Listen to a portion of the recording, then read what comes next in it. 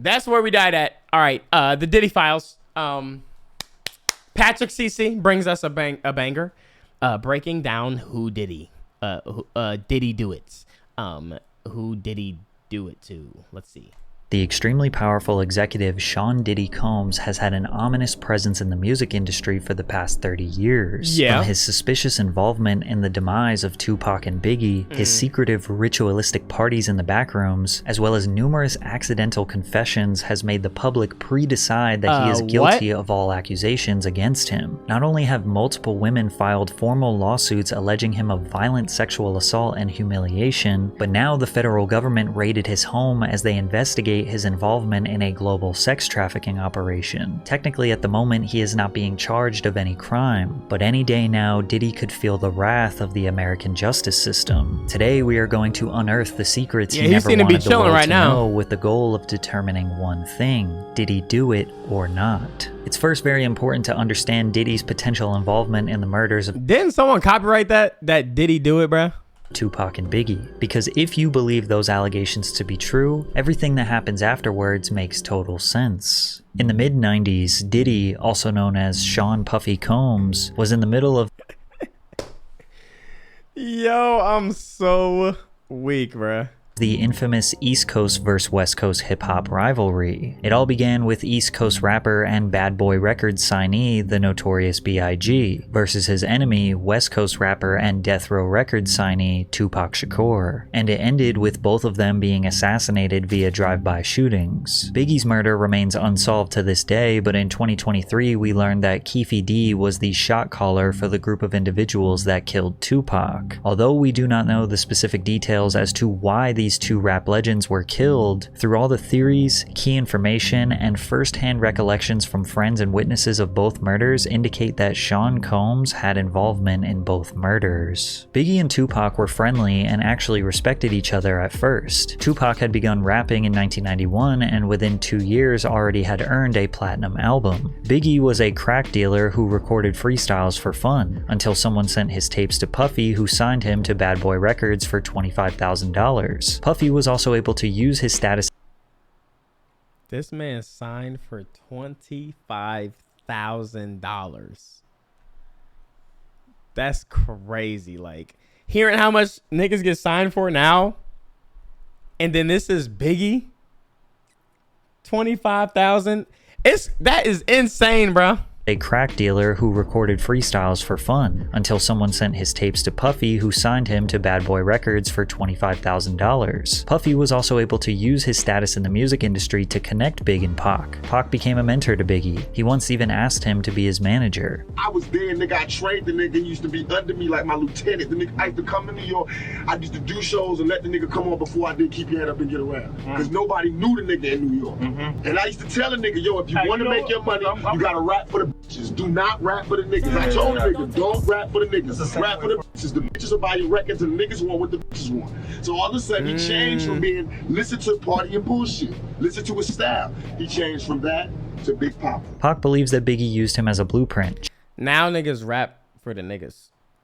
Changed his whole style, persona, and music to be more aligned with Tupac. Many people speculated that Diddy also had a slight obsession with Tupac. He started dripping himself in Versace after Tupac did it first. He also got romantically involved in women after Tupac had ran through them wait, who, Diddy?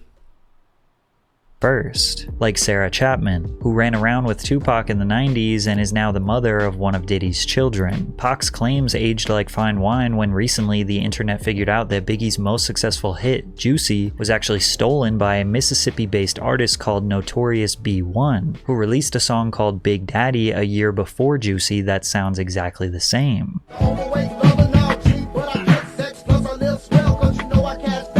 Is it a coincidence that Notorious B.I.G and Notorious B.I.G are very similar, and this song is called Big Daddy, and Biggie started going by Big Papa? But many people believe this was the mastermind of Diddy, as he was a— Yoink! Gotcha shit. music industry expert who knew how to scout talent and assess a hit song before anyone else heard it. They believe Puffy instructed his artist to steal from Notorious B.I.G, and Biggie trusted his boss and mentor. Pac and Big's rivalry began as a music-based competition. Who had more music sales, who had the better fashion, media representation, and cultural influence. But due to gangster rap creeping into the mainstream and the two being surrounded by legitimate gangsters, tensions escalated to life-threatening conflict. In November 1994, Tupac was on his way to record some music at Quad Studios in New York City. Coincidentally, Biggie was there recording with Junior Mafia, which was a group of 4 friends that Big knew since their childhood. Puffy was there too, since Big was his artist, and anything that Big writes or records is technically owned by the Bad Boy label. Allegedly, a man by the name of Jimmy Henchman, who is now serving life in prison, was planning a robbery on Tupac. Kinda confused. Did he do what? Who did he do? Did he do Diddy or did he not? Pac owed him some money. Many speculate that Jimmy was planning a robbery on Tupac since Pac owed him some money. Many speculate that Jimmy told Puffy what was about to happen, but Puffy did not try to stop it. When Pac was outside the studio, he looked up and realized rapper Lil Cease, who is best friends with Biggie, was yelling at him from above. He was excited to see him because I'm Tupac! I still can't believe they did this. they were friends. He told him he was going to go downstairs and meet him in the lobby. Pac got to the lobby downstairs when some men attempted to rob him at gunpoint, which quickly led to conflict and Pac being shot 5 times. In the middle of that trial, Shakur was gunned down, shot 5 times in what he claimed was a murder attempt and police called a robbery. As the police did their investigation, you can see Diddy looking around scanning the area with his head down. Keep in mind that after Tupac was shot, he got in the elevator and went upstairs where dozens of Bad Boy affiliates were located. Pac was interviewed by Vibe magazine detailing the night he was shot and the energy of the people around him while he was bleeding out. Because Andre Harrell was there, Puffy was there, Biggie, nobody approached me. I noticed that nobody would look at me. Andre Harrell wouldn't look at me. I had been going to dinner with him the last few days. Puffy was standing back too. I knew Puffy. He knew how much stuff I had done for Biggie before he came out. Based on Tupac's words here, fans in the media believe that he was hinting that Biggie and Puffy might be behind the attack, which bothered Big and Puff since publicly at this point they were still friends. Tupac article had me pissed off, you know what I'm saying? And the rumors that's spreading is on some tip like we set him up, you know what I'm saying? And that's crazy. It's just ridiculous, you know what I'm saying? But I also understand that if you was to get shot 5 times, mine is just completely spinning, you know what I'm saying? You're real confused about your situation. So it'll cause you to say things that you really don't mean. To make things worse, a few months later, Pac was found guilty of Take your shades off and look in the camera, bruh. Look in the camera and say that into the camera, bruh. sexual assault and would end up serving 9 months in prison. This gave him tons of time to think and reevaluate his life. To add insult to injury, Biggie released his iconic cutthroat track called Who Shotcha, which felt like an obvious diss towards Tupac. But technically, it was recorded before Pac got shot, but it was marketed and released months after the incident. Regardless, the media developed the narrative that Big and Puffy set up the shooting and now released a diss record bragging about their hit. And Puff's full intentions were to stir up drama, as can be confirmed by the former president of Bad Boy Records. Biggie might not have thought that when he wrote the lyrics that it was going to be used for that, but the way it was marketed by the company and released in the succession of things that were going on that we were dealing with on all the levels that we were dealing, that record did what it was supposed to do. So a perfect example of how my former business partner works. So either premeditated or false claiming. False claiming shootings. In jail, already thinking that they set him up, and the release of this song was all the proof he needed. But this wasn't the only shooting that Puffy was involved in. It's also important to know that Tupac signed to Death Row Records while in prison after the label owner Suge Knight promised to Diddy's bottom lip is unhinged. Yo, I'm not gonna lie, every picture of him is like this. use his money to get Pac released. As they were in the process of getting Pac out, Suge Knight and his best friend Jake Robles, aka Big Jake, were at the Platinum nightclub in Atlanta. Suge confronted Puffy at the club and was choking him. Puffy's bodyguard, Anthony Wolf Jones, steps in to defend him, and then things got out of hand. Next thing you know, shots are being fired and Suge's friend Big Jake was shot and killed. It's a good thing this nigga Suge is off the streets, bro. Holy shit, what a menace. Whether or not Wolf shot Jake has never been confirmed, but Suge was holding Puffy responsible for the attack, which was enough to now ignite a feud between the two executives. Quick sidebar, recently fans have noticed that Puffy's firstborn biological son Justin Combs looks a lot like Wolf. How does your son look more like your best friend than you? Anyways, in October 1995, Tupac got out of prison and he wanted war. I have no fear. I have only ambition, and I want mine, and I will do anything to protect and feed my family. And these niggas represent a threat. Pac got out and immediately started taunting and scheming on Bad Boy Records as much as possible. In the days after his release from prison, he jumped into the studio to record his next album, All Eyes on Me, and he talked about the anticipated tracks. Two of America's Most Wanted with me and Snoop. That's gonna be a humdinger, right? Shorty Wanna Be a Thug. That's gonna be a big one. And Wonder Why They Call You Bitch with Faith. That's gonna be a big one. He mentions Faith, aka Faith Evans, who was married to Biggie for over a year at this point. Imagine your wife jumps in the studio with your biggest enemy 1 week after he gets out of jail. Pac was also seen with Faith Evans at Whitney Houston's album release party. The rumor is that Biggie cheated on Faith and that she was trying to get back at him by cheating with Pac. Pac also allegedly started messing around with Mary J. Blige, who was a close friend and business partner with Puffy. Then Death Row Records held a Christmas party in 1995. This nigga went and took up all of they girls. Where a close friend of Puffy, Mark Anthony Bell, was mercilessly beaten and forced to drink urine after refusing to give Suge Puffy's mother's address. Tupac and Death Row did not let off the gas. At the 1996 Soul Train Awards, Biggie won the award for Song of the Year, and Tupac won Best Rap Album of the Year. After Big got his award, he took some pictures backstage and then exited the venue because he had to go to the airport to catch a flight. And that's when Pac and Suge pulled up in a Hummer, taunting them. While we was waiting for the car to pull up,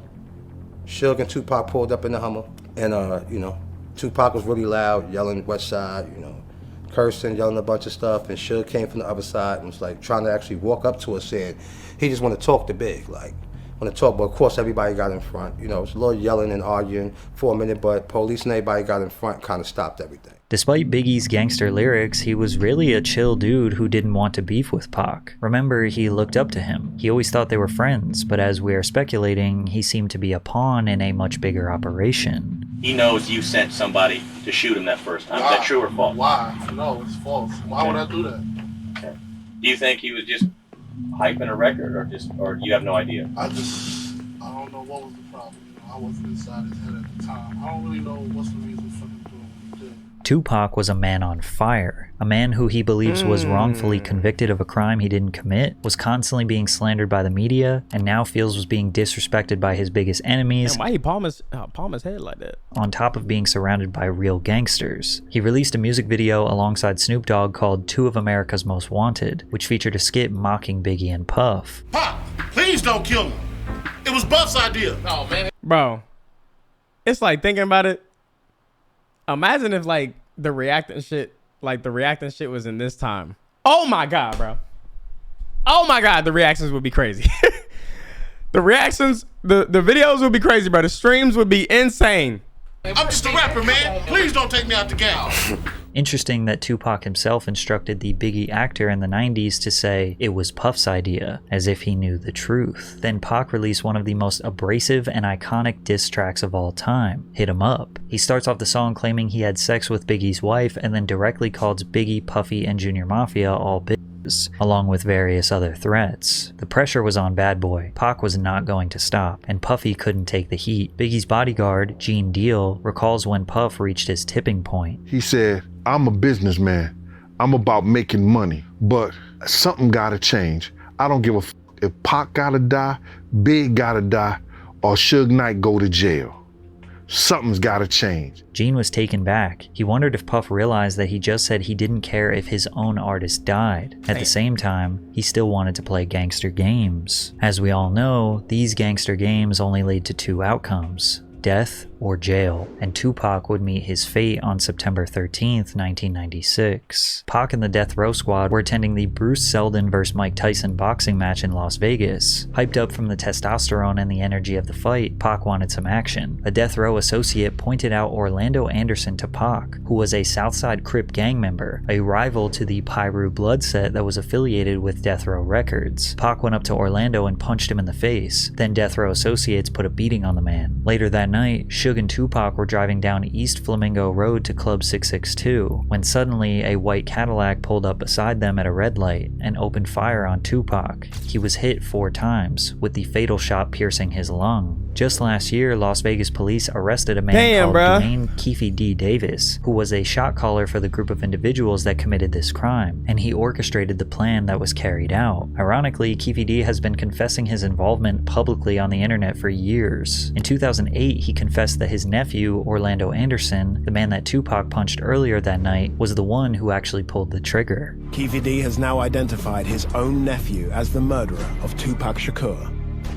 Bolstering Keefe D's claim was an informant in 1997 who told investigators that Puffy had hired the Southside Crips to kill both Suge and Tupac, and that the Crip who was jumped at the MGM was in the group that had done the hit. This was exactly the same story that Keefe D told us a decade later. Keefe also stated that Puffy offered them $1 million to kill Suge and Tupac. We wanted $1 million. Yeah, he said, come on downstairs and talk to you. He tells you, seriously, man, I need to get rid of these guys. Imagine if Pac never wanted to prove he was G, probably still be alive. And people be calling him Wash, bro. The same way they fucking do like Eminem and shit, man. He's looking at you in the eyes and he's like scared. Yeah. You tell him we'll do it for $1 million, and he's like, okay, I'll do it for $1 million. He agrees. You shake on it or something like that. It's nothing. Who brought up the amount of $1 million? He did. Puffy did? Yeah. Okay. Wasn't you? No, it wasn't me. I'll shit. $1 million, I'll take it. Wait, is this a real confession? Is this like from a movie? Is it what like? When Diddy was asked about this confession, this was his response. Oh shit! It was this documentary that claimed, which we know wasn't true. Yeah. Check this out. We don't talk about things that are nonsense. We don't even entertain nonsense, my brother.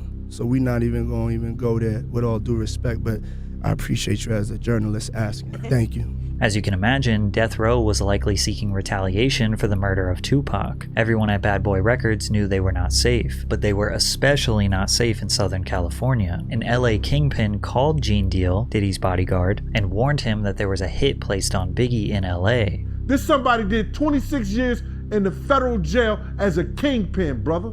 He called me to save Biggs' them life. Tell them niggas not to go nowhere. It's a hit on them. You get this information from a kingpin, brother.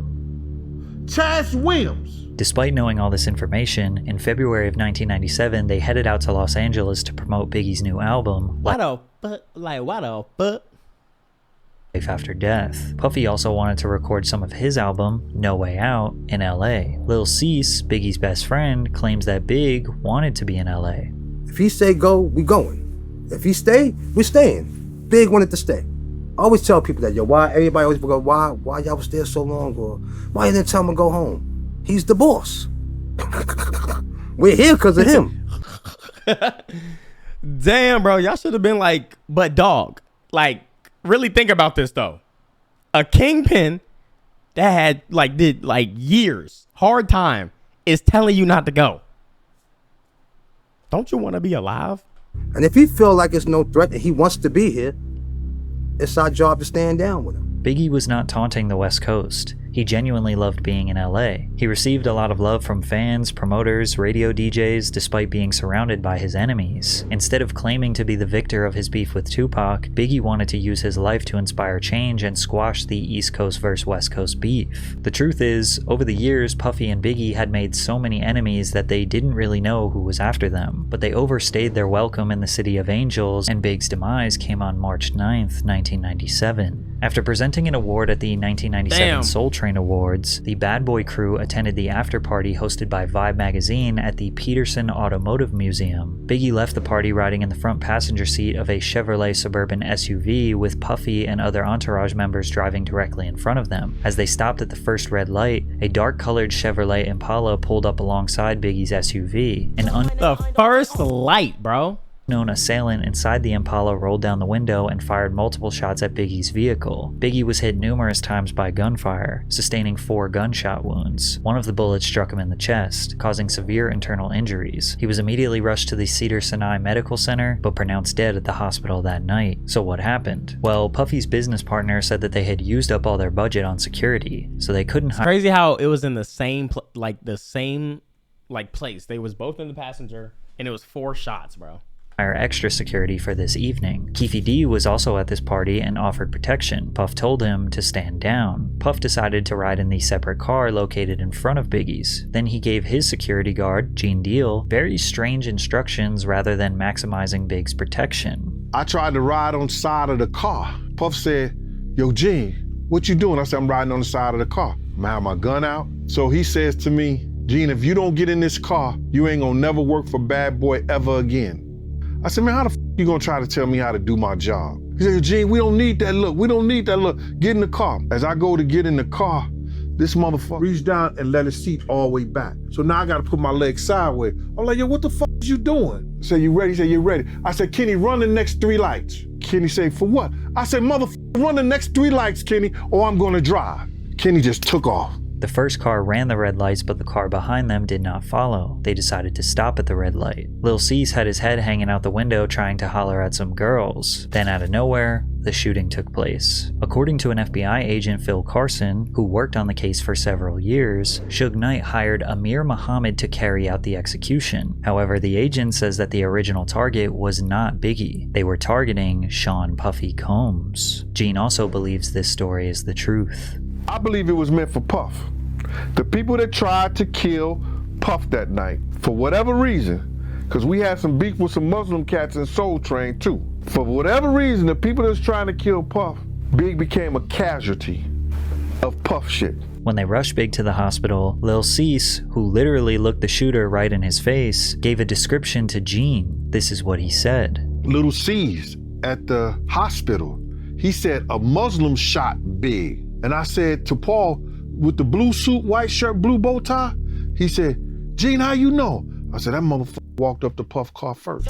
Lil Cease's description of the man matches up to what the FBI uncovered. All in all, to say that Puffy set up the murders of Pac and Biggie is not exactly accurate, but the origins of the beef and the escalation of the beef can most definitely be traced back to Puffy. Also, he definitely knew that danger was looming for Pac and Biggie and did not even come close to trying to prevent both of their deaths, because at the end of the day, Puff was the one who benefited most from them dying. Think about it from the perspective of Puffy the businessman. Tupac dies, that makes Biggie the winner. Biggie looks like the ultimate gangster who warned his enemy with a diss track and then got him killed. That helps feed into the persona and sell more records. Plus, with Tupac dead, there is no more competition. Biggie's inspiration, his idol, the dude who he copied everything from, can no longer defend himself from the grave. Now, we know that Puff didn't exactly want Big to die, but he... It's crazy. Look at Snoop. Now this nigga be doing everything, every side mission imaginable, bro. Wasn't doing everything in his power to protect him. Additionally, Puff saw how much money Death Row was making after Tupac passed. Tupac Shakur sold 67,000 records in the week following his murder. 2 months after he died, they released The Don Killuminati, The 7-Day Theory, which Shakur recorded under the name Machiavelli. It debuted at #1 on the Billboard Hot 200 with first week sales of 664,000 and 250,000 the second week. That's to this insane, day, bro. Tupac has sold 75 million records, most of which came posthumously. Puffy owned all of Big's publishing. He allegedly purchased it from him for $200,000 years before he passed. What a crazy which meant flip. that everything he recorded or wrote for himself or other artists, Puff owned all of Biggie's percentage. Oh my Aside God. from the tens of millions of dollars in albums Big sold posthumously, he was also a prolific songwriter. He wrote all of Junior Mafia's album. He wrote for Lil Kim. He wrote for Mace, Craig Mack. Also consider every Wait, single he gets that shit too? Wait, what about the movies? If a nigga got a blue bow tie and dressed nicely, just know that's not some thug or crip nigga, that's a fucking assassin. time he's been sampled over the years. Diddy has been making money off Biggie for more years than Biggie was alive. There were even suspicions that Biggie was aware of how much control Puffy had over his music and tried to sign over all his new music to his infant daughter, but passed away before he could get the business deals done. Biggie's mother, Valletta Wallace, has repeatedly expressed her distrust of Diddy. The truth is, Christopher accepted the What?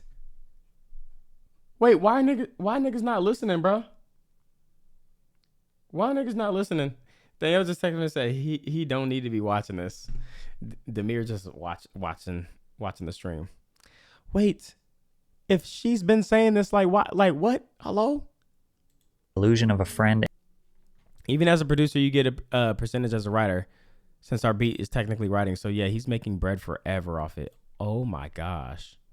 And mentor for about $25,000. That's the amount Puffy lured my son with. That was a lot of money for Christopher back then. If there was a real life Joker, it would be Diddy. 19. Nah, Joker's cool. Joker's actually fire though. Like, he not Joker, bro. He wish he was Joker. I think he actually thinks he's Joker though. Cause remember that costume? And I'm not gonna lie. Joker is not cool. Yes, the fuck he is. It's Joker. It's a fucking cartoon character, my nigga. He's cool as fuck. Fuck is you talking about? As a 19-year-old. She continued by saying that she was glad her son does not have to witness that the very people that he thought he could ride and die with wouldn't think twice. That's the same situation that Pac was in with Death Row before he passed. He tried to leave till Suge told him he had debts of money that he owed to the company, even though Suge never said a damn thing about it. Twice about using his mother. She added, I am glad that he is not here to see how they have used his image and his name. No way niggas getting hurt over the Joker, bro. Don't go see the Joker movie. Stop watching Batman movies and all that shit, bro. Use like, how sensitive are we really? Joker's not cool, bro. He does bad things. Yeah, nigga, it's a fucking cartoon, bro. Filthy rich, extremely powerful, and evidently unpredictable. Imagine how easy it was to leverage his power in the music industry and his personal life. If you said no to him, in theory, he could blackball you, extort you, or maybe something more permanent. So consider that when we begin analyzing his history of suspicious behavior. I got my MTV out. Savage! I'm a savage! Oh! I'm a savage! Whatever I want, I'm going to get! Whatever I want, I have to get! Let's start with the mysterious Puffy's Flavor Camp, where Diddy would mentor teenage musicians like Usher and give them a taste of the music industry. Why say it like that? Sensation Usher was nothing short of a child prodigy. By age 13, he had already been discovered in Atlanta by L.A. Reid, and they sent him to New York City to record his debut album with Diddy. In 1994, Usher was just 14 years old, and he moved into Diddy's house to be a part of his Flavor Camp. I mean, but hey, it was curious. I got a chance to see some things. Yeah, but you were 13. What were you seeing? I went there to see the lifestyle. Right. And I saw it. And it was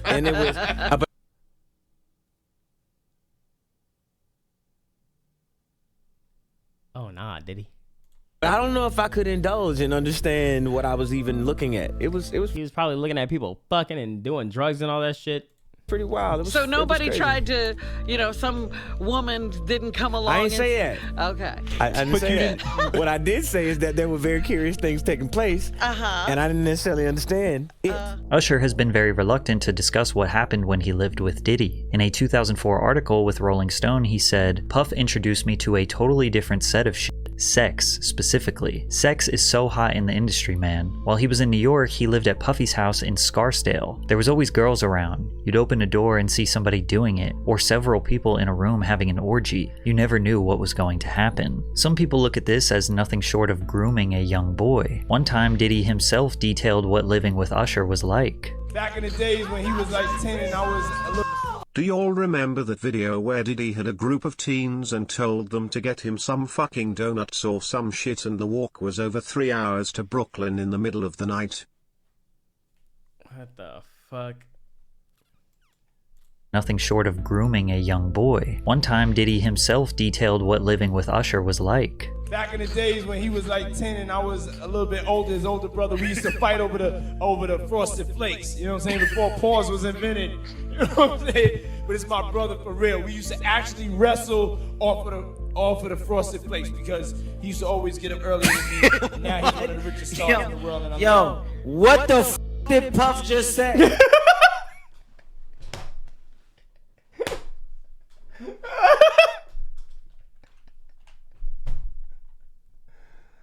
Yo! Wrestle off of the Frosted Flakes because he used to always get them early than me. Now he's one of the richest stars in the world. And What the f did Puff just say? Even though Kevin Hart was just joking, he really was the only one that seemed to question what Diddy was talking about. But Usher looks kind of uncomfortable. And you'll notice a theme where Diddy is very comfortable touching other people. Putting his arm around people, bruh. Embracing them, calling them pet names, and almost always the other person's body language.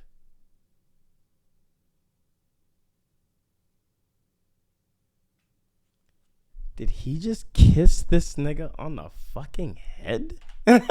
People, embracing them, calling them pet names, and almost always the other person's body language screams they do not like it. Man, you doing it, man. You deserve it, daddy. What though? I still can't You putting in that work. But Usher is not the only artist in the industry who may have been a victim of Puffy's flavor camp. Justin Bieber was also mentored by Diddy early on in his career. Bieber, just after his 15th birthday, spent 48 hours with Diddy. Diddy gifted him a Lamborghini Gallardo and let the world know why him and the teenager were hanging out. Where we hanging out and what we doing, we can't really disclose, but it's definitely a 15-year-old's dream. I don't have legal guardianship of him, but for the next 48 hours, he's with me. So, and we gonna go full crazy. Combs seems to be acting strange, but Justin seems alright. At the time, he was still a young star, glamorized by the industry. 1 year later, his demeanor towards Diddy was much different. What's up, man? You good? I'm good. How are you? Hey, young brother, everything's good? Selling out arenas and everything? Starting that. I know this off topic, but a good game night idea. You and Rage and Agent and Chris should play content warning together. If you already did my fall time from YouTube. Yo, this, like what the fuck, bruh? Different, huh? You ain't been calling me and hanging out the way we used to hang out. Well, I mean, you try to get in contact with me, through all my, partners and whatnot. Mm-hmm. But you never really got my number, so. Oh my god. He's so nervous. Like, you hear that? What the fuck? Wait, what the fuck? He dead pressing him. Now, Combs is renowned for hosting lavish and star-studded Oh my god, this is so bad. Like, what the fuck?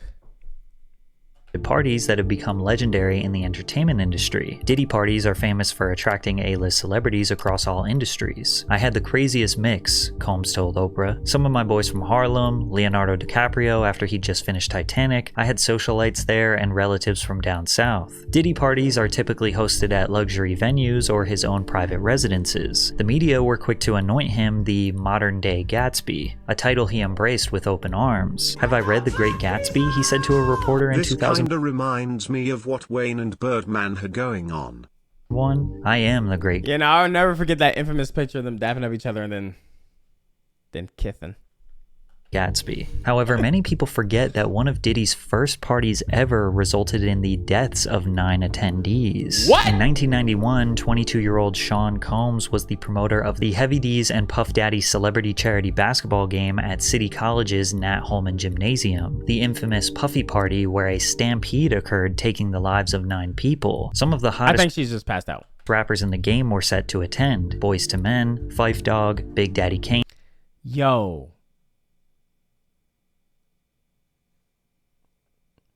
R.I.P. But like passing to Boyz II Men, like people were stampeding. Jodeci, even LL Cool J and Mike Tyson showed up. The crazy part is that fans could see all of their favorite stars for just $12. And Mike Tyson This like Frankie Muniz. Showed up. The crazy part is that fans could see all of their favorite stars for just $12. The first problem occurred with the tickets. Keep in mind, this is in '91, so people had to go to physical locations like the Apollo Theater box office to buy tickets. Tickets were also sold at local shops like Boss Emporium, and even free tickets were given out on the radio by Funkmaster Flex. The facility could only hold 2,730 people, but they had no idea how many tickets they sold. Bro, you got all the celebrities there. You got all the singers there. Like, what? You got to know it's going to go crazy. No proper system was set in place to keep track. Despite this, Gene Deal recalls Puffy requesting to cut security presence in half.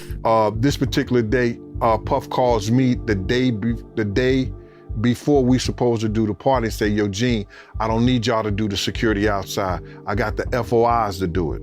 So I said, man, I just told 18 guys. He said, I just need 8. To clarify, the FOIs are Fruit of Islam members. One witness to the event said, "You cannot have an event like this in Harlem without those Muslims," said Oscar Davis, 32, of the Bronx. "Forget the police. They can't do nothing. The people in Harlem respect the Muslims." It was blatantly obvious that more people were outside than could actually fit in the gym. Despite the overcrowding, tickets were still being sold at the door, said Mario Salvaggi, a city police patrol chief. Fans entered through 2 side exits and funneled down the stairs, through the doors into the gymnasium. But once LL Cool J and Mike Tyson showed up, all hell broke loose. Mobs of people started swarming from outside to rush inside, pushing people forward towards the glass doors. The glass doors eventually were shut and needed to be pulled towards the crowd to be opened. Guards tried to instruct people to fall back, but they wouldn't listen. The pressure became so great that the glass doors shattered and people fell through them. Outsiders began stampeding and stomping over bodies to get inside the facility, but the problem just got worse as they needed to go down the stairs into the gym. The doors at the bottom of the stairs also needed to be pulled open towards the crowd, not pushed into the gym. So hundreds of people were squeezed up against these doors in this tiny stairwell with no way to escape. Also notice that these doors don't have any windows. So inside of the gym, people were having a great time. From the outside, you can hear them partying, playing music, and rappers shouting over the microphone. They didn't even know that just on the other side of those doors were people fighting for their lives. Eventually, they got the doors open. As much as 6 people were stacked on top of each other and began spilling onto the gym floor, finally relieving the pressure. People began trying to perform CPR on the ground. Someone announced over the microphone that 3 people died right there. This caused chaos, and the people inside the gym began trying to leave, stampeding back through the exact same stairwell where people were trapped in the first place. Police identified 5 men and 3 women dead at the scene, and 29 people were injured. A 9th victim died in the hospital days later. All of them died from asphyxiation. 8 families of the deceased settled wrongful death lawsuits against Mr. Combs in early 1998. Mr. Combs ended up paying around $600,000 of a total $3 million or so. Now, clearly, this wasn't all Diddy's fault. Legally, the courts claimed the city 50% responsible and the promoters 50% responsible. Regardless, death and dark energy seemed to lure around Diddy since his earliest days. From there, he kind of stopped throwing parties for the public and started to keep them private. However, over the years, disturbing rumors have spread regarding what happens during Diddy's parties, ranging from group sex rituals to casting couches where newcomers would secure their future in various industries. The biggest rumor is that aspiring male talent would need to pleasure other powerful men to advance their careers, and apparently it's an open secret in the music industry, which is why Shannon Sharp erupted in laughter when Cat Williams said, "Cause P. Diddy be wanting to party, and you gotta tell him no. You got to tell him no. I did. I did." Now, Diddy has 6 biological children with 3 different women. He has had multiple high-profile relationships with the likes of Jennifer Lopez, Naomi Campbell, and Cassie. But you will notice that most of the party stories that circulate involve him being surrounded by men. Josh Ostrovsky, who goes by The Fat Jewish on social media, detailed his strange experience at a Diddy party. I'm on ecstasy and I'm trying to find the bathroom and I can't find the bathroom and I get lost. So I open a door and in that room there are a bunch of men laying about and, you know, kind of like very like kind of leaning on each other. Not like if you were spooning but facing each other and like leaning up on your elbow and talking. Like it would almost be the prelude to an orgy. Yes. Oh, absolutely. Okay. Oh my God. Oh my God. It was so prelude to an orgy. And who is lounging in my direct eye line? Puff Daddy and Felix the House Cat, famed house music producer. Yeah, no, I know are who that is. basically spooning each other. And they're drinking a glass of Hennessy. And they're like sharing. They're like passing it back and forth. And everyone's talking. And everyone's just like talking. Yeah. And then as soon as I see them, I'm like, all men though. There's not one woman in this room. All men. And they're all 100% on ecstasy. Shortly after Josh and Diddy locked eyes, he was kicked out. Josh, who is a gay man, immediately felt like he was in a room full of other gay men. But there was no real accusation nor damning evidence here. It could have just been Pink confirmed. A group of guys chilling. So let's take a listen to rapper. Yeah, true. What if he's dragging it? Okay, we got Exhibit. What does Exhibit got a reason to lie for? Maybe he got fucked over, man. No, what? Like, please make sense of this. Exhibit. I know you got the answers, man. Please pimp my brain, bro. Fix it up, man. exhibit recounting his experience partying with Diddy. Florida, we got invited to a Puffy party, the New Year's Eve party.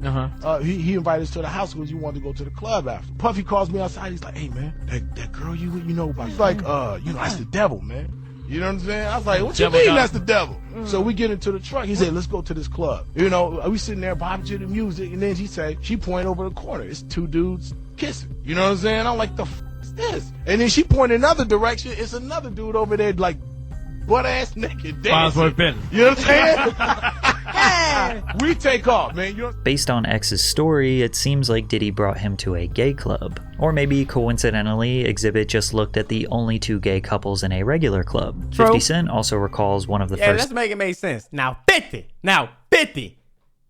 50. Talk to me, bro. Come on. Talk to me, man. Make it make sense. Make it make sense. This has got to be all, like, you know, all confusing, right? First times he met Diddy. We gotta kick it. This is Puff. Okay. He telling me we gotta kick it and shit. And he was like, "Yo, why don't we like go shopping or some shit?" I mean, like, I pay for it. And I was like, "What the fuck this nigga just said?" It's a fruit pie. It's a fruit pie. Trust me. Now, there's no doubt that homophobia has been prevalent in hip-hop forever. However, some people... Niggas should have listened to 50, bro. ...are just simply not gay, and Diddy's actions make them feel uncomfortable. Like rappers Fabulous and Jadakiss, who were pressed by Diddy on a podcast that got really awkward really quickly. He began by repeatedly calling the host Nori Daddy. Oh my God, why does he do that? Mr. Lee, yeah, I love this drink. Where you put my bag? I like when you like this, Daddy. Yeah, where you put my bag? Daddy, I like when Mr. you Lee? scrambling and scraping for shit. No, I like that. You know, I've been practicing. Then he proceeded to ask Fabulous why he didn't want to party with him. See where I look miss back on me? where I became. Did you miss me though? For real? Because I'm saying it seems like a thing. I with miss this partying birthday with party, Puff, man. Man, but I'm talking about for your birthday. Huh? Why won't you party with me for your birthday, man? We partied for my birthday before. You came to my party. No, but me and you ain't never really party, you know what I'm saying? Jadakiss kept his head looking straight down for almost the entire interview, and you could tell Fabulous was very uneasy about Diddy's presence. Maybe they're scared of Diddy. Maybe that's what it is.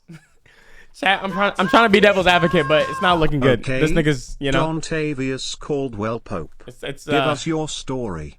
It's okay, Dontavious Caldwell Pope. FNG here for you. Nah, Diddy got that aura for real. Yeah, that's what it is, man. He's got such aura that it's hard to even look him in the eyes, man. Only a real man will call another man daddy.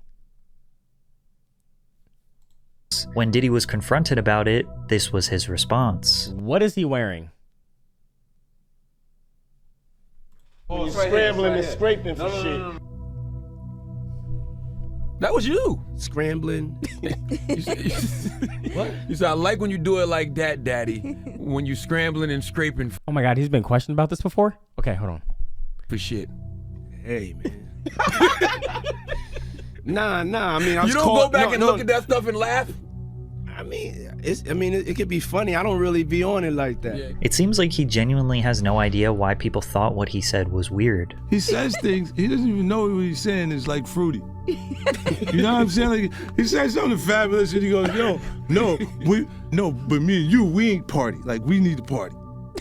What is he talking about? What is he talking about? That's the kind of stuff that when people say that to me, I get a little uncomfortable. But even with all the jokes, rumors, and secrets, nobody ever formally spoke out against it. That's what I'm saying. Like, we got all this shit. Like this shit's in 4K, and I feel like people only want to come out and really talk about things once it gets to the absolute worst.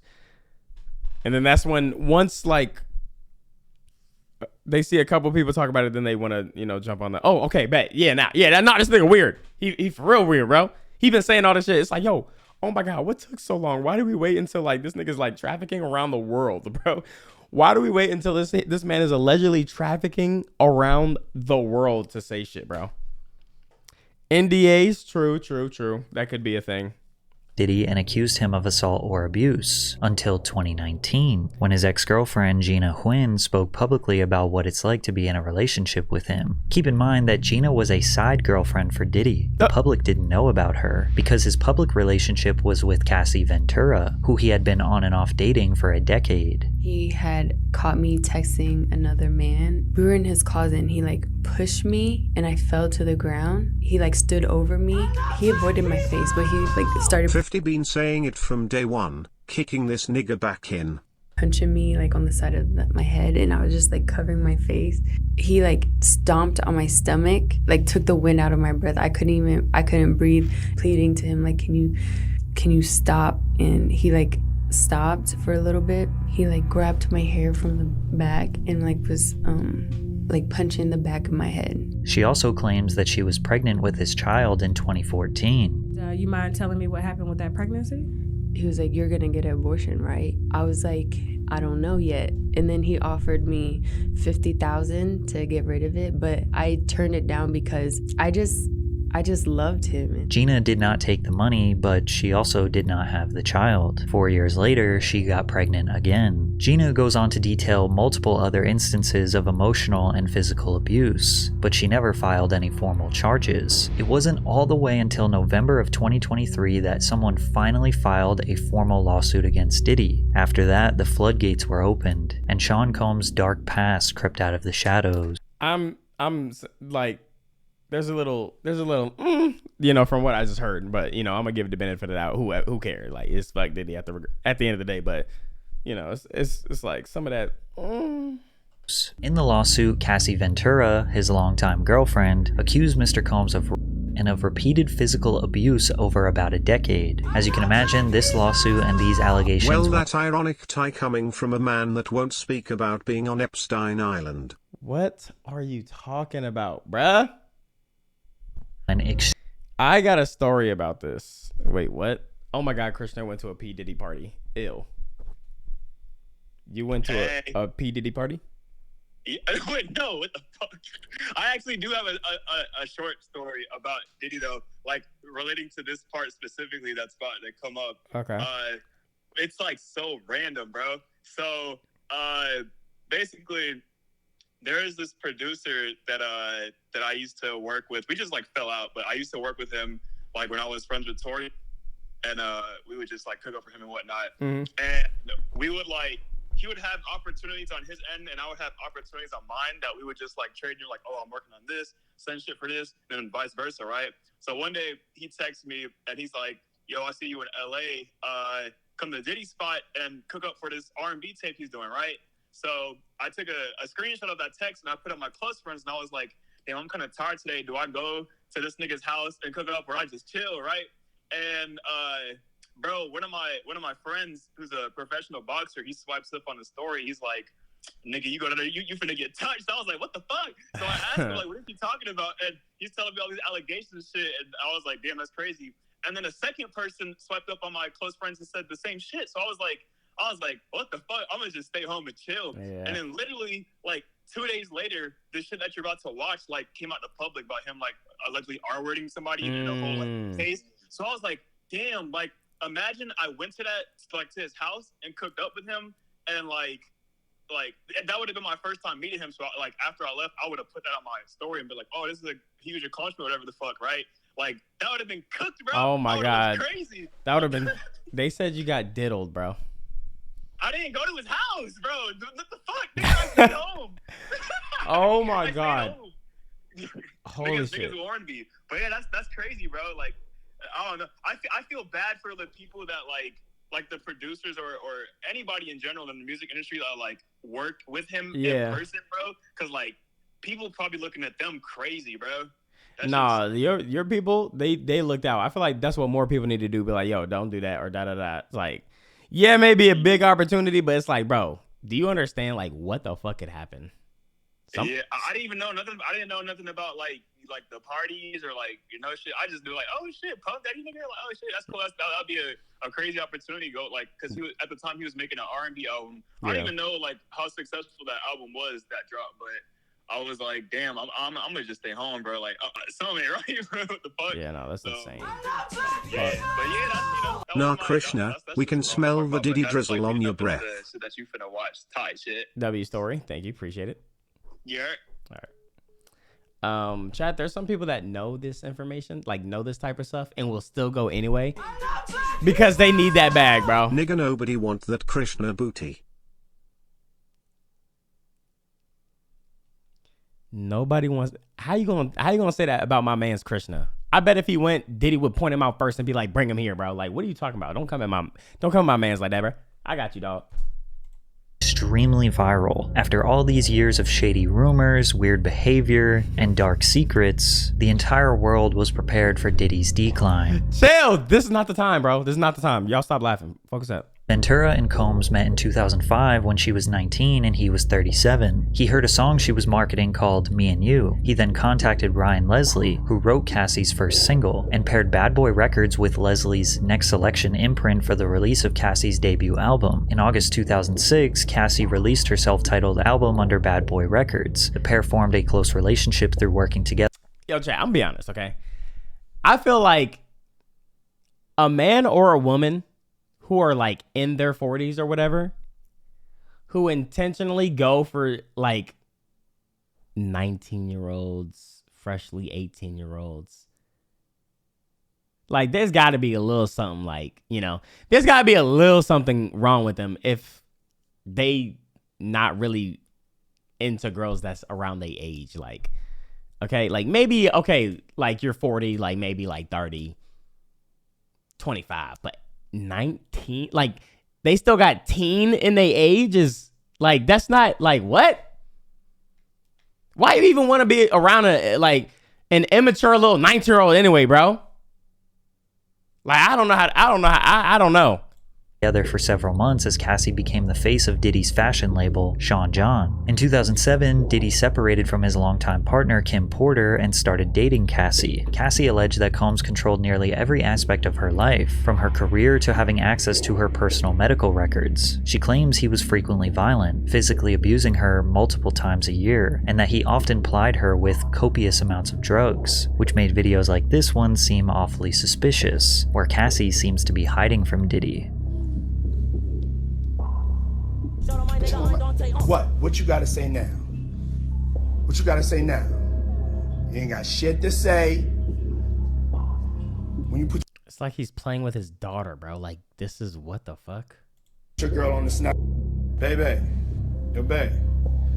I mean, shit getting weird. Come on, baby. It's hot outside. You fucking wrapped up in that blanket. Let's go jog on the beach. The court papers assert that others who worked with Mr. Combs helped him control Miss Ventura, like suppressing her music if she did not obey his orders, or by helping to conceal his behavior. But it wasn't just mentally controlling. He also often got physically violent with her. In one incident in Los Angeles in 2009, the suit says that Mr. Combs became enraged when he saw Miss Ventura talking to another talent agent, then pushed her into a car and kicked her repeatedly in the face, making her bleed. The suit also details Diddy's request for Cassie to engage in his newest sexual fantasy called voyeurism. Combs forced Ventura to have sex with male sex workers in different cities.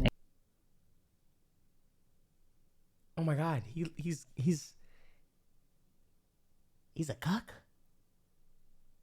Encounters she claimed he watched, pleasured himself to, and recorded. This is the allegation that likely opened up a federal investigation into him sex trafficking people. According to the suit, Mr. Combs called these encounters freak-offs, which involved costumes, like masquerade masks and lingerie. The lawsuit continues to detail some of the most horrific, embarrassing, and torturous behavior Diddy allegedly committed. Combs' lawyer, Benjamin Braffman, responded to the lawsuit on behalf of him. Mr. Combs vehemently denies these offensive and outrageous allegations. For the past 6 months, Mr. Combs has been subjected to Miss Ventura's persistent demand of $30 million, under the threat of writing a damaging book about their relationship. Despite them denying everything, the lawsuit was settled just 24 hours after it was made public. ImDOntai? Can I slice some potatoes? No. Okay. Thanks.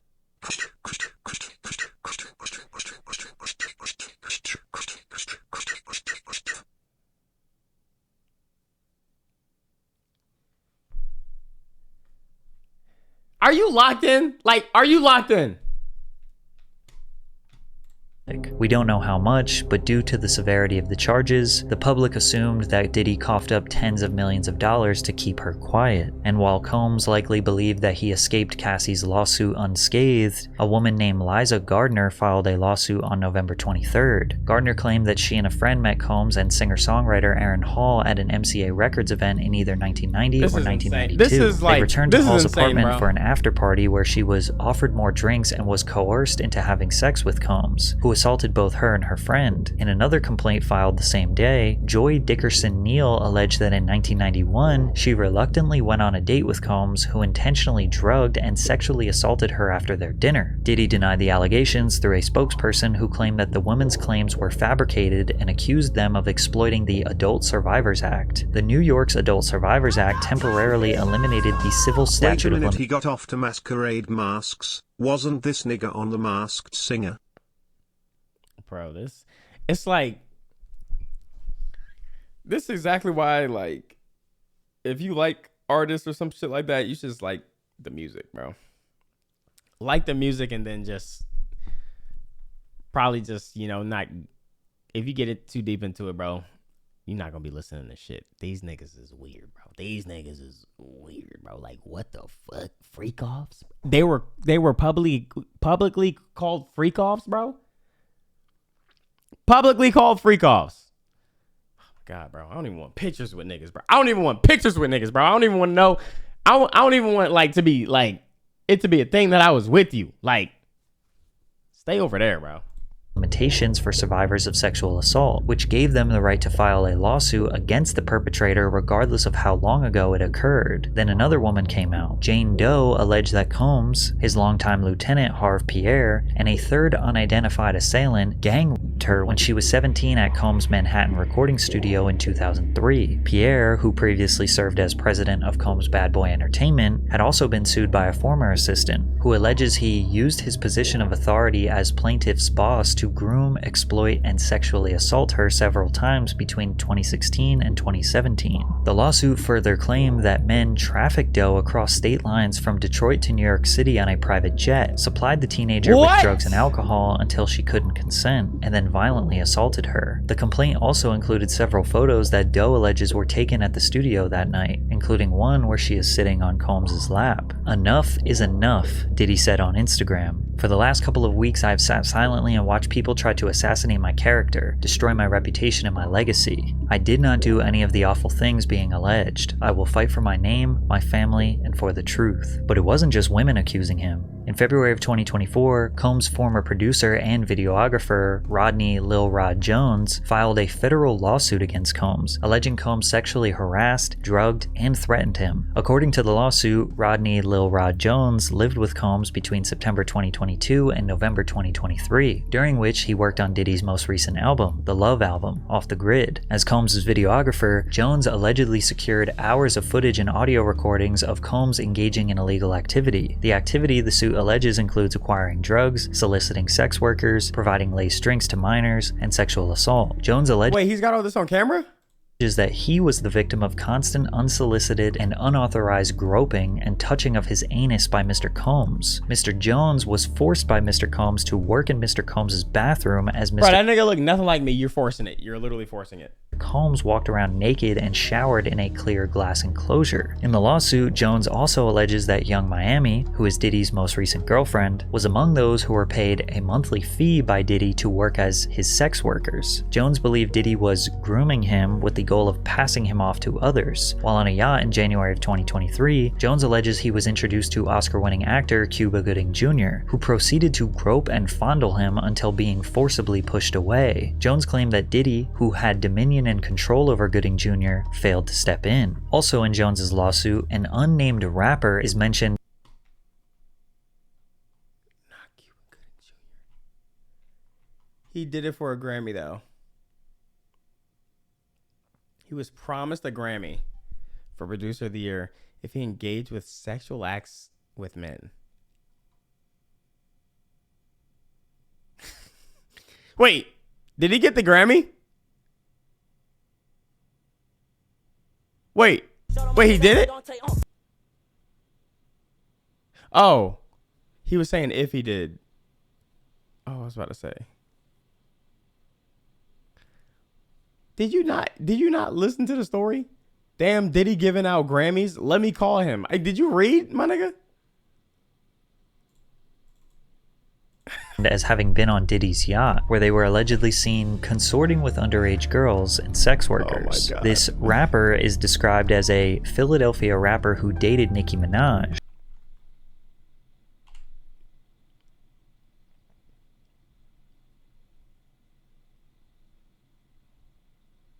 This rapper, they were alleged Jones's lawsuit, an unnamed rapper is mentioned as having been on Diddy's yacht, where they were allegedly seen consorting with underage girls and sex workers. This rapper is described as a Philadelphia rapper. Now, what does consorting mean?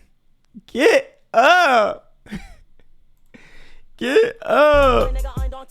Yo, this is actually insane, bro. What the fuck? Get up! Consort. Habitually associate with someone. Okay.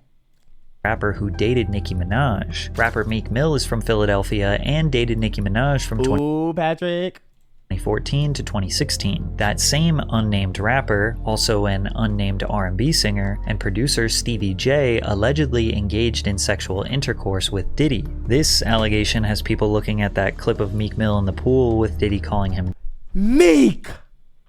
Oh my gosh! Oh my gosh! Daddy more suspiciously. Also, 50 Cent made some jokes about Diddy and Stevie J on Instagram, to which Stevie J responded with not denying the allegations, but challenging 50 Cent to a boxing match. Yeah, I know you did that shit, bro. I know you was in there, man. However it go, I want you to fade, nigga. Fuck all that. Since it's entertainment, let me beat the shit out of you on TV or something. Nah, Don't duck that. Nah, you trying to beat something else, bro. Calling you out. What you want to do, Curtis? But the most shocking allegation made in the lawsuit was Mr. Jones discovered that Mr. Combs has hidden cameras in every room of his I remember homes, hearing about this. and that Diddy was secretly recording artists and powerful executives, like Lucian Grange, who was mentioned in the lawsuit, who may or may not have participated in the freak-offs. I mean, look at him. Look at those ears, okay? If this turns out to be true, we might see some of the most powerful people in the entertainment industry get exposed. Drop them off, bro. Show all the names. Just tell us, bro. Just tell us, man.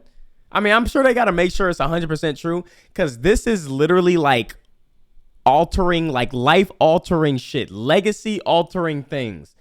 Like, niggas is not going to be able to listen to shit the same or hear a name when they hear a name. Like, so they got to make 100% sure before they expose it. I get it. But this is insane. Like, niggas that took pictures with this dude got to clear it up, especially niggas that was at the fucking freak-offs, bro.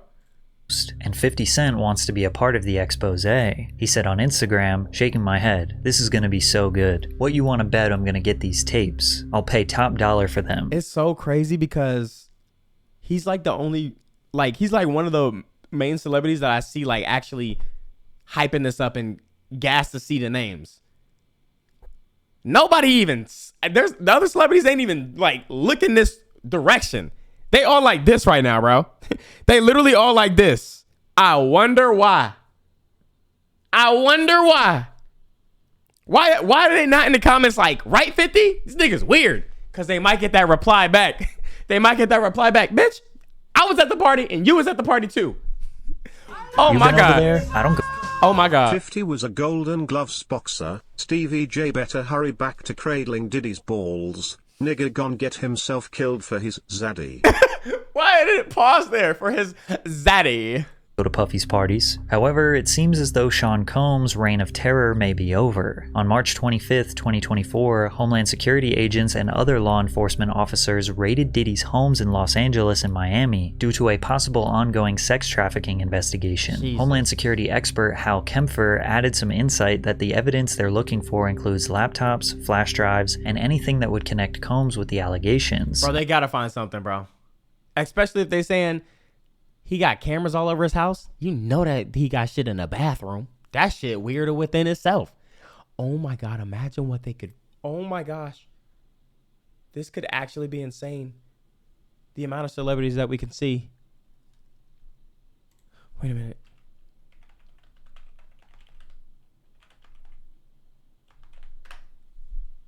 This is crazy, bro.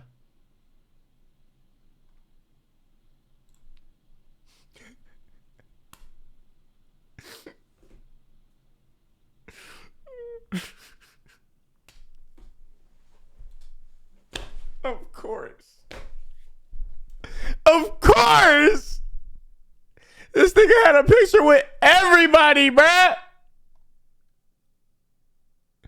It's not fair. It's not fair, bro. Why do our heroes have to be this way? Why do our heroes have to be this way? Nah, I'm sure it's just a picture. Chat, that picture was old, bro. It's this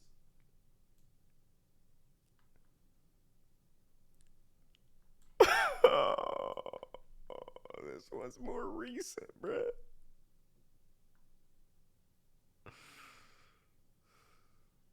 I can't, bro. Surely he wasn't at any parties, though. Right? Right? Look, bud.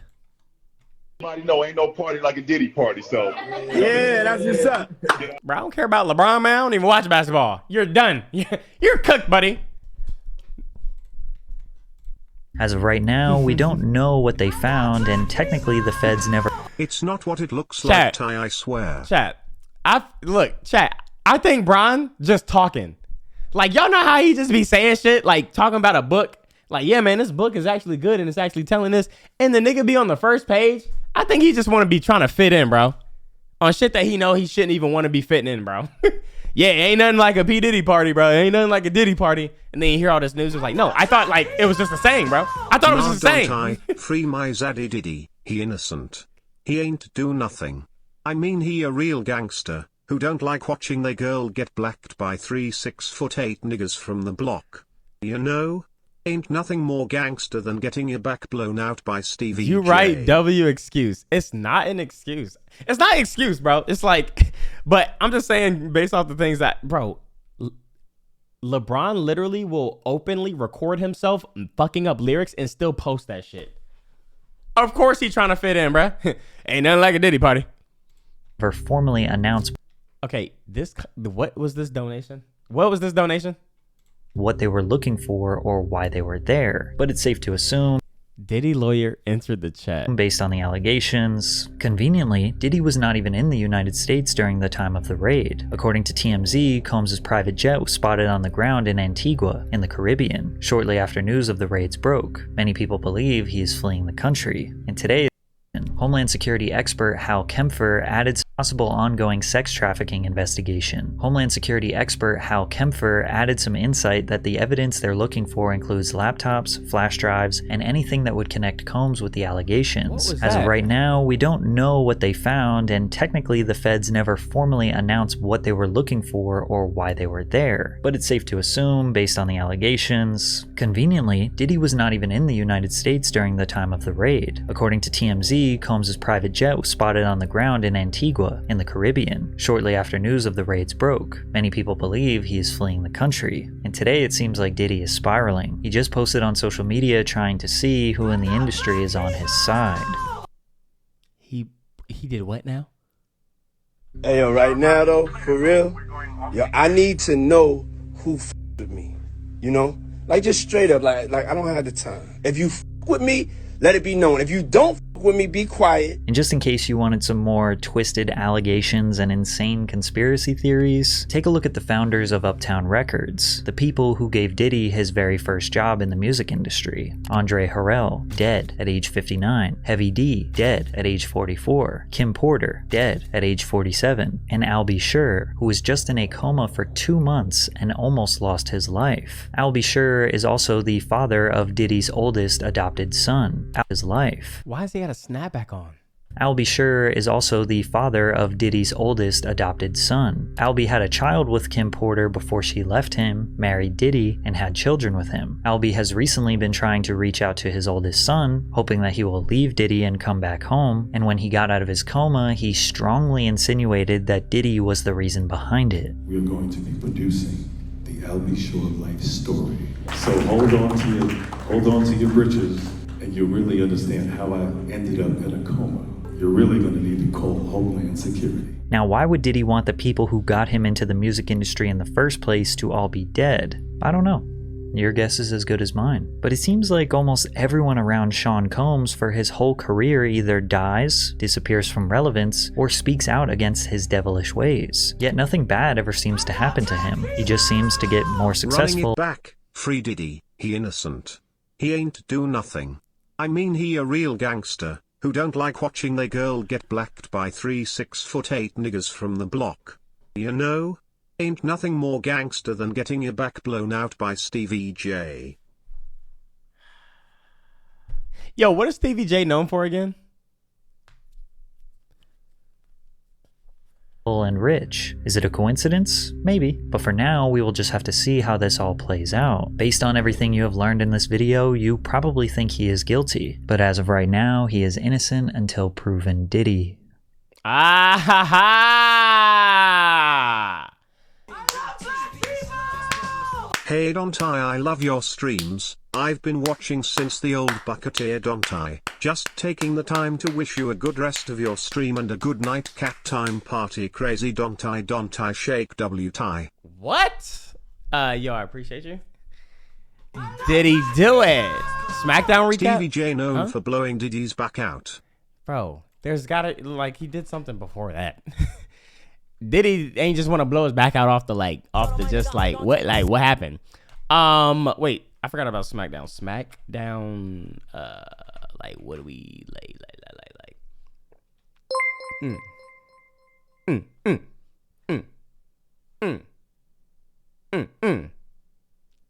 What happened? Kim Porter Anything was going that to I would release a care book about her life, including her relationship with Diddy, but coincidentally died before it got released, I believe. Oh shit. Tommy G, don't leave us. What's Tommy G up to? Tommy G? The most wanted drivers in New York. What is this? Fast and the Furious?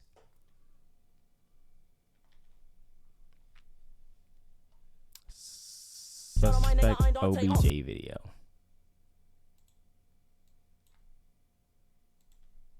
The industry party.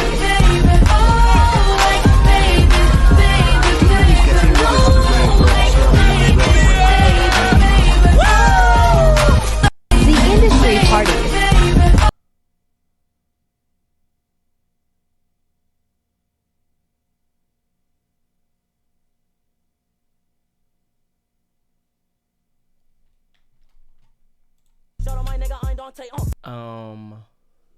What?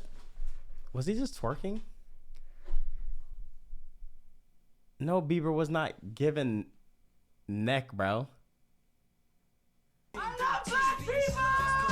Diddy was getting niggas to wave rods long before Rod wave. What did I just see? This is the only noteworthy thing.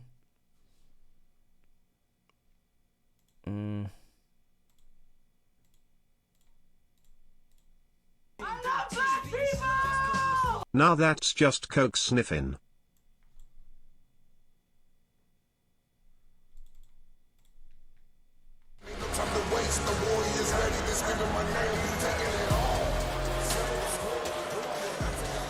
Ladies and gentlemen, my name is Paul Heyman. Tonight, So SmackDown is Friday and Raw is Monday. by orders of the tribal chief, the bloodline offers no excuses about what happened at WrestleMania. We don't blame John Cena. We don't blame The Undertaker. We don't even blame Jey Uso. Ladies and gentlemen, accountability is a very big word on the island of relevancy, and your tribal chief, Roman Reigns, has ordered that we accept accountability. At WrestleMania 39, Has he even showed himself since that fight? Are you dropping new merch soon? Maybe. Yo, thank you for the donation though. But maybe. what happened? Roman Reigns entered. He hasn't. Ring, focus, Roman Reigns. I'm talking about like basic, like in wrestling. Like I'm pretty sure you probably did like, I seen y'all said TikTok or something like that. But I'm talking about like wrestling, like story wise, as he showed himself. Entered the ring strategic. Roman Reigns entered the ring unemotional. Cody Rhodes took his eye off the ball for just 1 second. He was distracted by Solo. Admittedly, that's Cody Rhodes' fault for not preparing for Solo to distract him. And what happened? Just like that, your tribal chief took advantage and successfally defended. Get a the new title. move, thumb guy, please. At WrestleMania 40, I'm sick of that finisher. Cody Rhodes flipped the script on Roman Reigns. What did Seth Rollins say? Seth Rollins is a visionary. Sit your ass Rollins down. told the truth.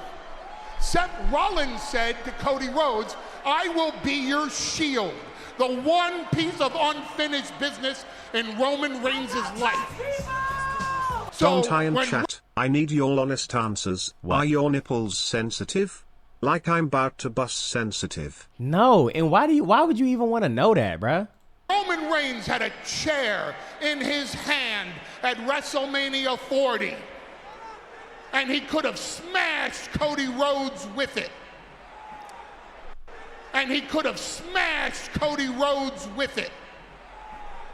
Legal, bloodline rules, he didn't. Why? He does TikTok in character.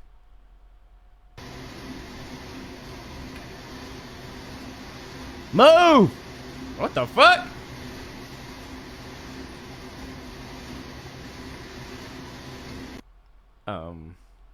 All right.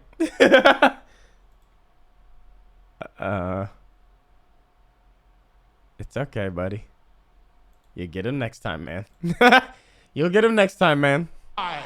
Because after 10 years of waiting for revenge on Seth Rollins, for waiting on revenge of that betrayal in and of the Wait, what'd the caption say? I clicked out of it. shield, Roman Reigns gave in to temptation. Roman Reigns was distracted by his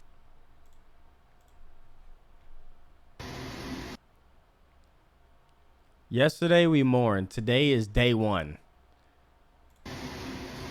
Of walking?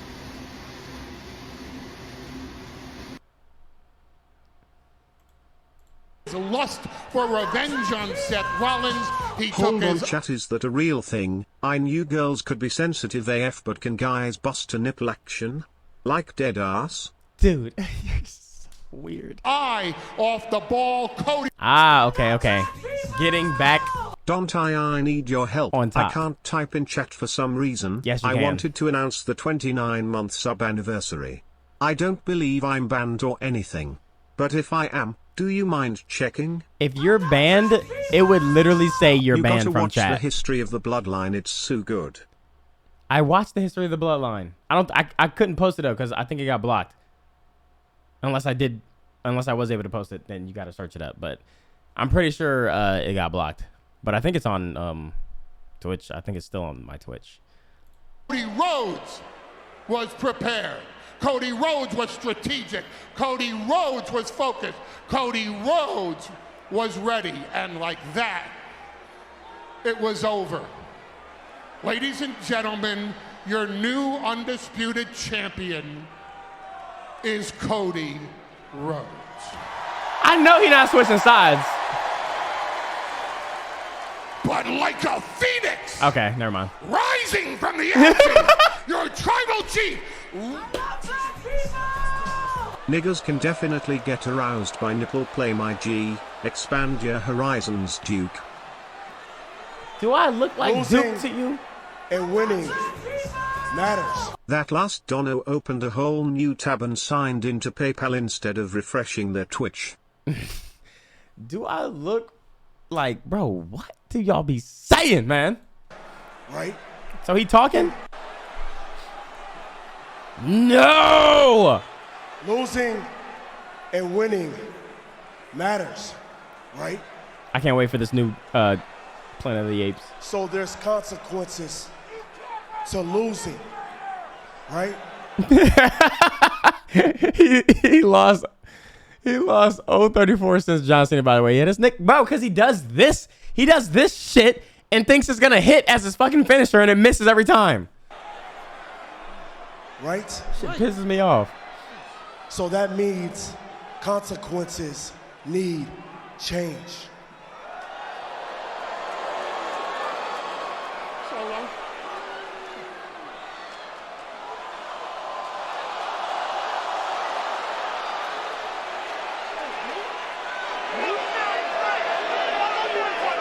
What? We're supposed to be brothers, man. We're supposed to be brothers, man. What?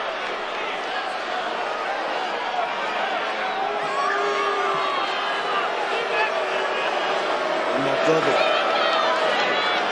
I love you. You want to go to the freak offs? Watch his thumb, by the way. Oh, shit.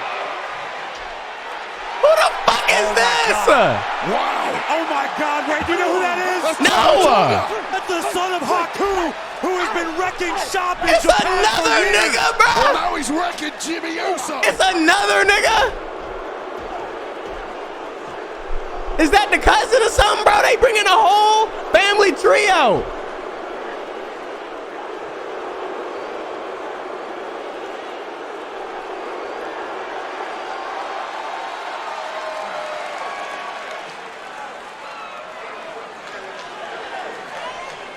Now, what's his personality? What the fuck? His own flesh and blood.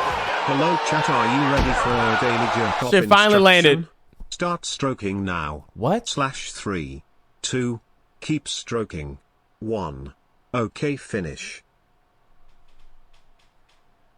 What? Samoan spike. Only time that weak ass move works is when somebody holding him in place, bro. I'm sick of you. Samoan spike to Jimmy Uso. Merciless treatment of your own brother.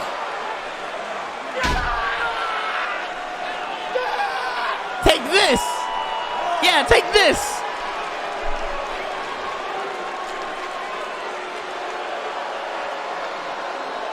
The whole tree need therapy, bro. Please, no, don't hurt me.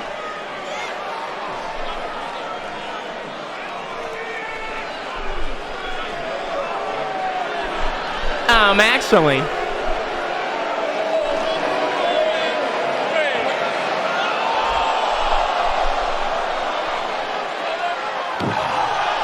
Yo, that's my phone.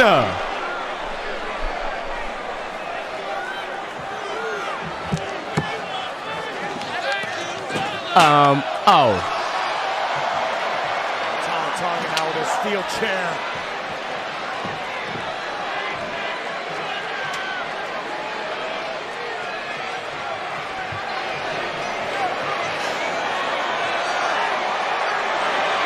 I love you.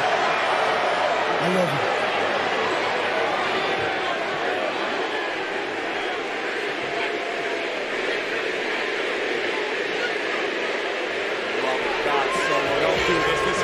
What is going on with you? Where your parents at? How can you possibly be this horny at 12 midnight? You're lit off so much I'm surprised you're not watching G-Stream in brain.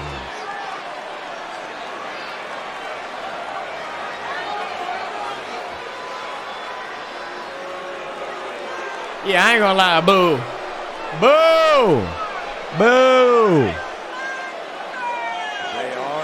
Where your tribal tat tat? That little shit, man. You ain't really down. If you really down, get the whole arm. God damn, that boy laid out. That boy laid out, man. Look at Look at the devastation. Yo! Tonga has helped cause already.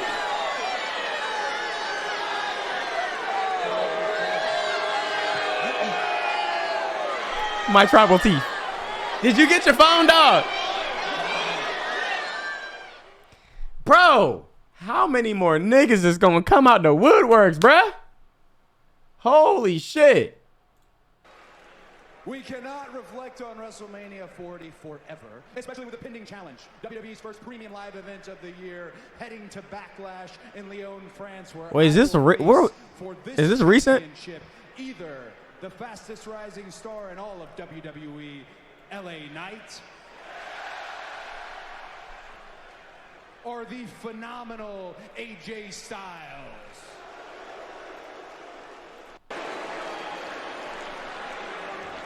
But certainly we can reflect a little bit. There's a man that I could talk about. Oh, it's an hour ago. Oh, today's Monday. I keep forgetting. This man said that he would be my shield.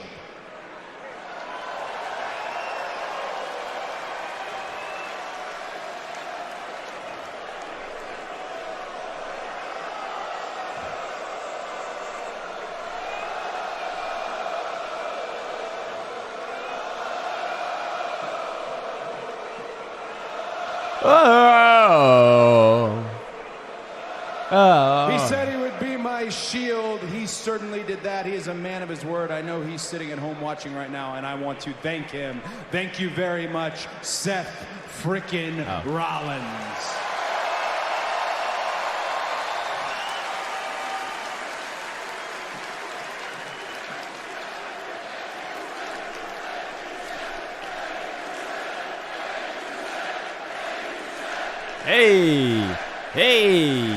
Hey.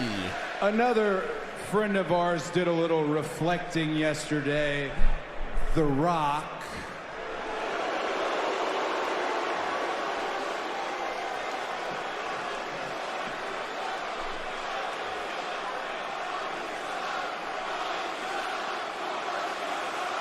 You wouldn't say that in front of his face.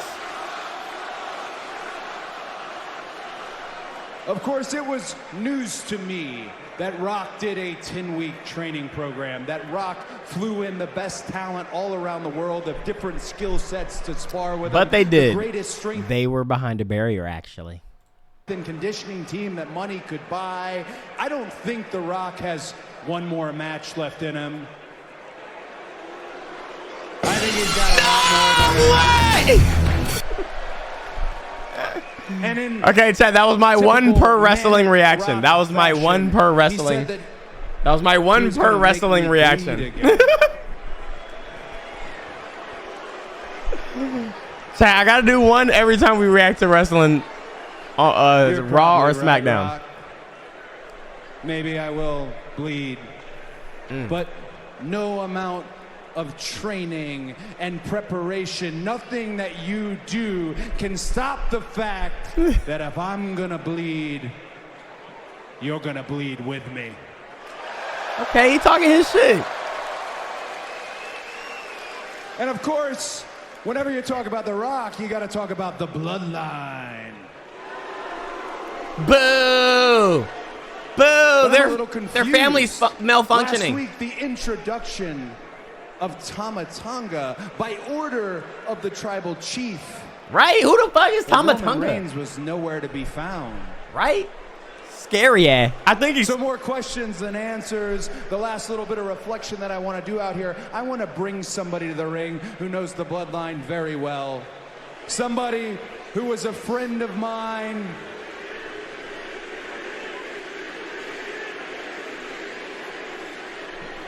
It's a superstar that when he comes into the arena, you can feel the energy all the way from your head to your yeet. Wait. From your head to your... dad joke. From your head. Ladies and gentlemen, main event, Jey Uso! Yes! This nigga switched sides, bro. Right now. This nigga done switched sides, man. Please don't eat on yourself. What is this? On me. What the fuck? She's seen it all over everything there. You're supposed to be brothers, man. You're supposed to be my brother, man.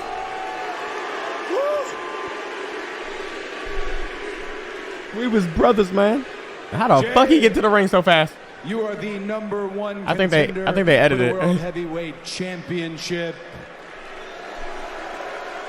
Monday Night Raw is about to be yours, my man. Nobody has earned it more. Nobody deserves it more than you. Main event. Glazing. Jey Uso You helped me finish the story at WrestleMania. I know when one member of the Judgment Day is present, you're getting ready to wrestle Finn Balor. That means the rest of them aren't far behind. I would love it if I could have your back like you had mine. What do we have going in? Where is this gonna go, chat? Where is this gonna go, bruh?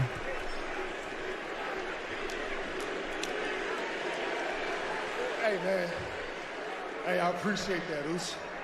For sure. Yeet. But I gotta do it on my own. I gotta just be me. Yeet. The Yeet Master. Yeet. Mr. Yeet down. Yeet. Oh, check this out. How about this, Oos? How about the new World Heavyweight Champion, main event, Jay? Ooh!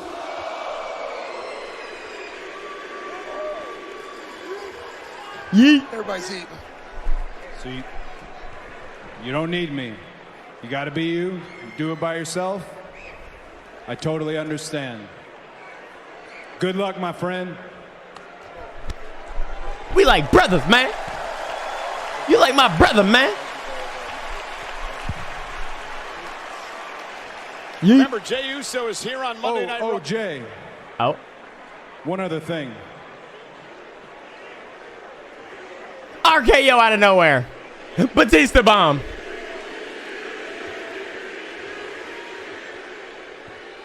Until we meet again. All right, Cody, I fuck with you, dog. I fuck with your stupid goofy ass, man. I fuck with you, twin. Until we yeet again. All right, man. I guess, bro. I guess, bro. I fuck with you, twin. I'ma see. You know, like I said, I'ma tap in to see what you talking about, bro. I'ma tap in to see how your little story go and how long the little story lasts, bro. How long the little story lasts, bro. Chat.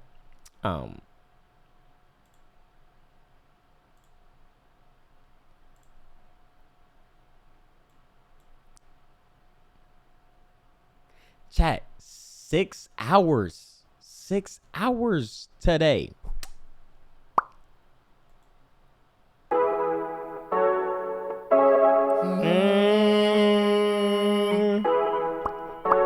Yo, W stream. Oh my God. I literally forgot we reacted to the disses today.